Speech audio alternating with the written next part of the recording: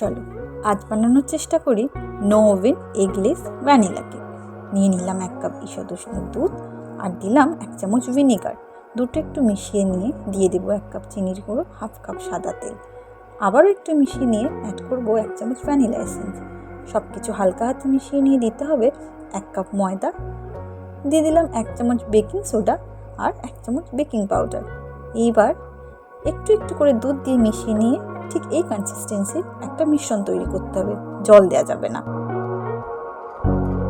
দিয়ে দিলাম একটু খেজুরের কুচি। এইবার আসি জুগাড়ু পদ্ধতিতে। একটা স্টিলের গামলায় একটু সাদা তেল মাখিয়ে যে কোনো একটা সাদা কাগজ বিছিয়ে মিশ্রণটা ঢেলে নিয়ে ইচ্ছে মতো সাজিয়ে নাও। এবার বাটিটা আগের থেকে গরম করা বালির মধ্যে বসিয়ে ঢেকে দিয়ে অপেক্ষা করতে হবে 25 থেকে 30 মিনিট। ব্যাস, বাটি যখন খুলবে একটা ছুরি দিয়ে একটু চেক করে নেবে। দেখো সাইডটা কি সুন্দর ছেড়ে যাচ্ছে।